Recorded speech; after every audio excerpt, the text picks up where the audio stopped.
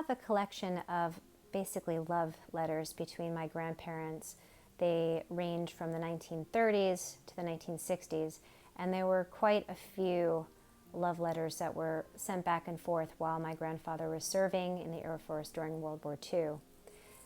This was sent from my grandfather to my grandmother. It is an Easter card, and it is from March 1st, 1945. And 1945, between 1945 and 1946, there's a lot of demobilization, so a lot of the soldiers were starting to come home. My guess is my grandfather may not have been home yet, but he probably was going to be home very soon.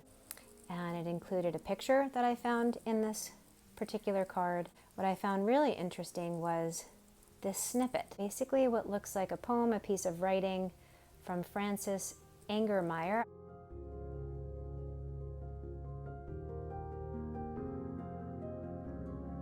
Story that I was told about my grandfather Jerry, that's Jerry right there, is that he was more agnostic. He wasn't raised spiritual or religious, just didn't really have a spiritual inclination.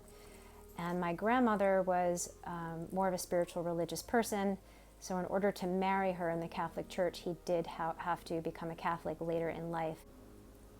It's amazing to me to be holding this piece of history in my hands from 1945.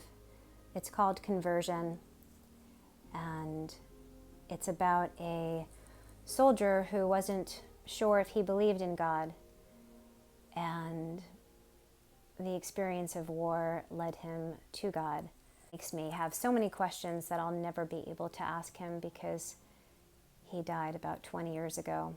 It says, "Look, God, I've never spoken to you, but now I want to say, how do you do? You see, God, they told me you didn't exist, and like a fool, I believed all of this. Last night from a shell hole, I saw your sky. I figured right then they had told me a lie. Had I taken time to see the things you made, I'd known they weren't calling a spade a spade. I wonder, God, if you'd shake my hand, somehow I feel that you will understand. Funny I had to come to this hellish place before I had the time to see your face. Well, I guess there isn't much more to say, but I'm sure glad, God, that I met you today. I guess the 0 hour will soon be here, but I'm not afraid since I know you're near. The signal, well, God, I'll have to go. I like you lots, this I want you to know. Look now, this will be a horrible fight. Who knows, I may come to your house tonight. Though I wasn't friendly with you before, I wonder, God, if you'd wait at your door. Look, I'm crying, me shedding tears. I wish I'd known you these many years. Well, I will have to go now, God. Goodbye. Strange since I met you. I'm not afraid to die." I don't know if my grandfather appreciated it for the piece of literature it is, or if he was trying to make a statement to my grandmother, or if he had a dark moment of the soul where he did have a spiritual experience. I'll never know. What stands out to me about this conversion poem as well, and this experience of my grandfather mailing this to my grandmother during a very, very pivotal time in history, is a lot of people will find God in the dark nights of the soul. When you're very, very, very blessed from the get-go, I think it's easy to just think, well, I've created everything, I've done everything myself, and God kind of takes a background seat in your life. And for people that have really been tested beyond their limits in ways that are especially are like life or death situations,